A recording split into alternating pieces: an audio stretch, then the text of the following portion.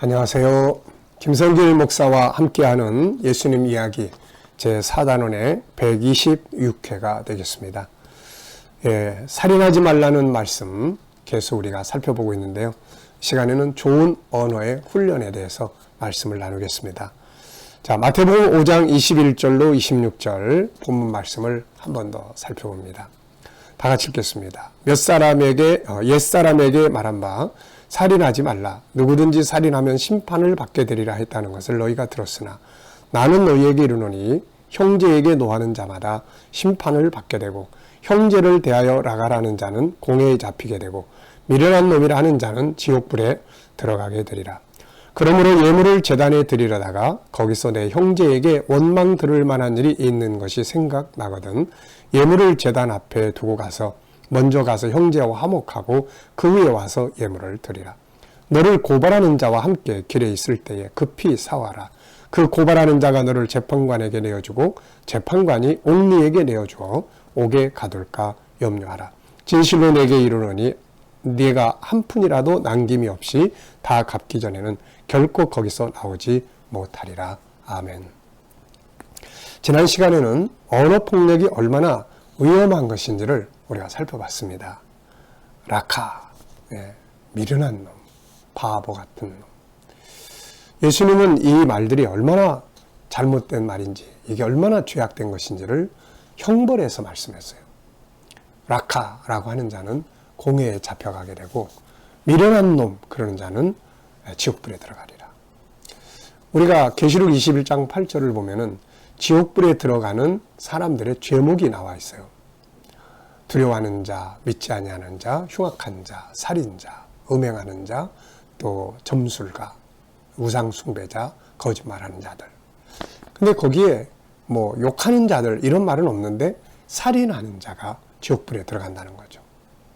자, 이 살인이라고 하는 것을 예수님께서는 지옥불에 들어갈 정도로 무서운 죄, 사람을 살려야 되는데 해야 하는 거기 때문에. 그런데 여기에 라카라고 하는 말, 미련한 놈이라고 하는 말, 왜 이 사람들이 미련한 놈이라 하는 자가 지옥불에 들어가겠어요? 이런 말이 사람을 죽음에 이르게 할 수가 있는 무서운 죄이기 때문에 그런 것이죠. 우리는 이게 얼마나 무서운 죄라는 걸 인식하지 못하고 그냥 쉽게 바보같이 미련하게 멍청해가지고 이런 말 우리 많이 쓰잖아요. 쓰지 말아야 됩니다. 이제부터는 이게 그만큼 무서운 죄니까요. 자, 그래서 이 시간에는 좋은 언어 이런 말 대신에 좋은 언어 라카 하는 바보 같은 놈 대신에 사용할 좋은 말들 많잖아요. 네. 아무리 바보스럽게 해도 그 사람이 또 잘하는 게 있으니까 좀 바보스럽게 행동해도 그럴 수 있죠. 그래도 잘하는 게 참 많은 분이에요. 아니야, 그래도 너는 참 잘하는 게 많아. 이건 아직 익숙해지지 않아서 그래요. 얼마나 좋은 말들이 많아요. 네. 자, 저희 G7에서는 언어와 관련해서 3가지 책이 있습니다.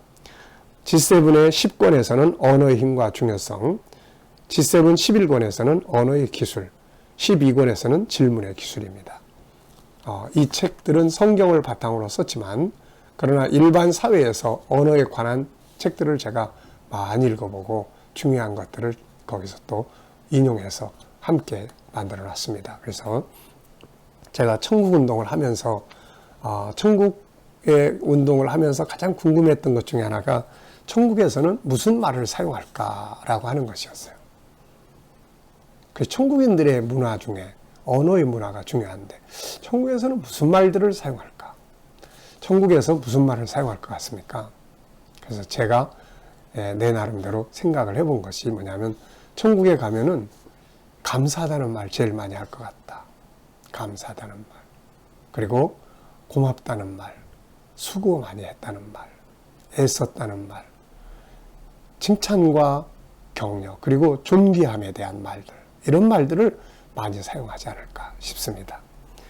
우리가 이왕이면 그런 말들을 천국 가서 꼭 사용하려고 하지 말고 이 땅에서도 많이 사용하는 게 얼마나 좋겠어요. 감동을 주는 말들이죠.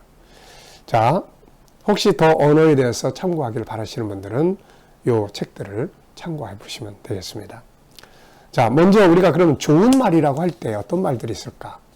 언어 하나하나에 사용하는 방법은 이 책 속에 들어있고요. 여기서는 언어를 다루는 시간이 전체가 아니기 때문에 간단하게 대략적인 이야기만 좀 나누겠습니다. 자, 우선 좋은 말 속에는 어떤 말들이 들어있을까요? 칭찬의 말이 있습니다.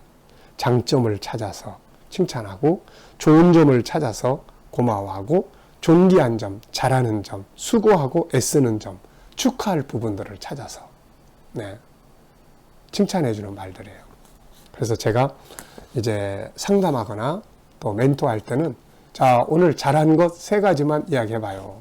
그래서 어린이들에게도 오늘 잘했다고 생각하는 거 하나씩만 우리 이야기해 볼까요? 유치부 애들하고 GTS 하면서도 그런 나눔을 갖습니다. 이게 참 중요한 거예요. 야단칠 걸 찾지 말고 칭찬할 걸 찾는 거죠. 그 다음에 용기를 북돋아주는 말, 긍정적인 말들이 있습니다. 관심을 갖고 인정해주는 말, 또 보통 세상에서 마술의 말이다 이런 말들이 있어요. 사람의 마음을 감동하는 말이니까요. 그런 말들이 몇 가지 있는데 하나는 미안합니다, 사과하는 말, 감사합니다, 고마워하는 말, 약점을 또 담당해주는 말, 걱정하지 마, 그래서 내가 있는 거니까 내가 도와줄게. 그리고 성공을 돕는 말, 뭘 도와드릴까요? 일 다 끝난 다음에 더 도와드릴 일 없습니까?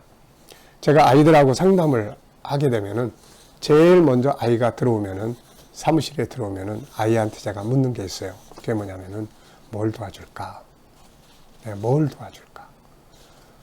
그렇게 하면 아이들의 마음이 많이 열립니다. 이렇게 야단 맞을 줄 알고 왔는데 뭘 도와줄까? 상담은 야단치는 게 아니에요. 훈계하는 게 아니라 도와주는 겁니다. 주님은 우리를 항상 도와주시잖아요. 뭘 도와주면 좋겠니? 고기 한 마리도 못 잡았어요, 밤새도록. 그래? 그럼 가서 깊은 데 가서 금을 내려봐. 뭘 도와주면 좋겠어? 포도주가 떨어져가지고 엉망이에요. 그래? 독에다 물 갖다 부어봐. 그분은 항상 도우시잖아요. 돕는 사람은 참 고마운 거죠. 그리고 친절한 말, 부드러운 말이 있습니다. 기쁨과 웃음을 주는 말, 또 질문도 막 따지는 질문. 넌 맨날 왜 그 모양이야? 누굴 닮은 거야? 왜 그랬어? 막 이런 게 아니라 좋은 질문. 어떤 일인지 말해줄 수 있어? 좋은 질문들이에요. 그리고 하나님의 말씀을 사용할 수 있습니다. 성경 말씀의 좋은 말씀들, 믿음의 말이죠. 따뜻한 말, 친절한 말, 지혜로운 말, 또 분노를 쉬게 하는 말이죠. 막 화나는 사람한테 그냥 기름 더 끼얹는 이런 말이 아니라 그 분노를 그치게 하는 말들이 있어요. 사과하는 말, 유순한 말, 공감하는 말, 상대방을 높여주는 말, 감사의 말, 좀 더 손해보는 말, 내가 억울함을 지고 가는 말, 이런 말들은 분노를 다 그치게 합니다. 매너 있는 말이 또 있죠. 참 말 한마디가 그렇게 점잖고 매너가 있죠. 감동적인 말, 행복하게 하는 말, 평안을 주는 말이에요. 자, 앞서도 이야기한 것처럼 약점을 담당해 줄 때 감동적인 말이 되는 거죠. 좋은 점을 찾아서 말해주는 기술, 이런 것들 참 중요합니다. 잠언 27장 21절에는 도가니로 은을, 풀무로 금을, 칭찬으로 사람을 단련하느니라. 칭찬은 사람을 단련한다고 말합니다. 수고를 인정하고 애쓰는 모습을 찾아서 감사하는 말. 아이들한테는 결과에 대한 몇 점 맞았어 이게 아니라 공부하느라고 애썼어, 수고 많이 했어. 과정을 칭찬해주고 인정해주는 게 중요하죠. 또 아이용법 들어보셨죠? 넌 왜 그래? 너 때문에 아주 내가 미치겠어. 이게 아니라 내 마음이 너무 아파. 자기 마음의 감정을 전달하는 말이죠. 또 사랑의 언어들도 많이 있지 않습니까? 이렇게 다양한 언어들을 이렇게 많이 있어요. 이렇게 좋은 말이 많은데 왜 꼭 그렇게 안 좋은 말, 가시돋친 말, 그리고 상대방을 막 속상하게 하고 절망에 막 떨어지게 만드는 말들, 마음이 아파가지고 막 병들게 만드는 말들, 막 죽고 싶게 만드는 말들을 우리가 꼭 해야 될까요? 이제부터는 이렇게 칭찬하는 말, 용기를 북돋아주는 말들, 이런 말들을 좀 이렇게 공부하고 훈련하면 누구나 다 할 수 있거든요. 그런 말 한마디가 다 포기하려고 했던 사람의 마음을 다시 일으켜 세워서 그래, 열심히 또 한번 도전해보자. 이렇게 결심도 하게 하는 거죠. 그리고 이제 언어라고 하는 것은 선택입니다. 언어는 선택이에요. 우리가 주방에서 칼을 쓸 때 한 가지 칼만 있는 게 아니잖아요. 과일 자를 때 어떤 칼이 필요할까? 생선 자를 때 어떤 칼이 필요할까?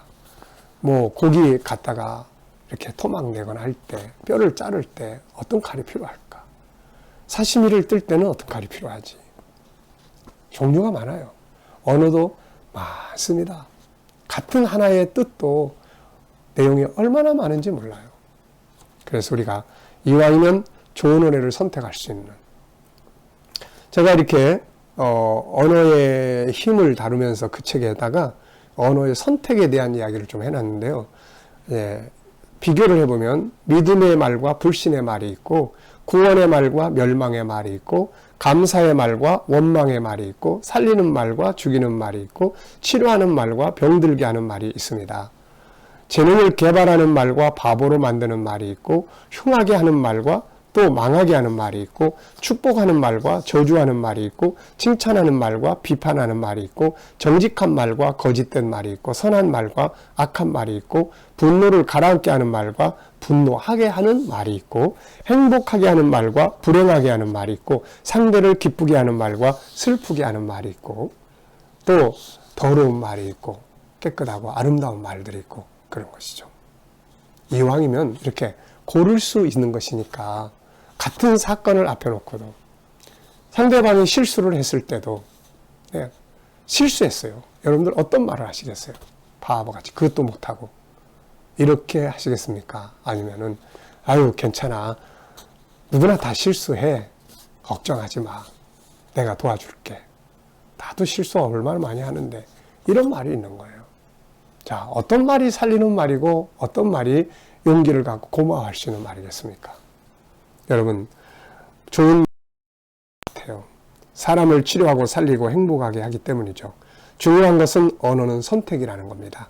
어떤 말을 할 것인가는 선택하는 거죠.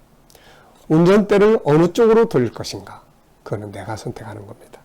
언어는 또 교육과 훈련을 통해서 발전할 수가 있어요. 주님은 언어 폭력이 얼마나 위험한지를 오늘 말씀을 통해서 말씀하시잖아요. 언어를 가지고 사람을 죽이는 게 사용하는 것이 아니라 치료하고 살리는 데 사용할 수 있어야 합니다. 좋은 언어의 달인들이 될 수 있기를 바랍니다. 이 시간 말씀 여기서 마치겠습니다. 감사합니다.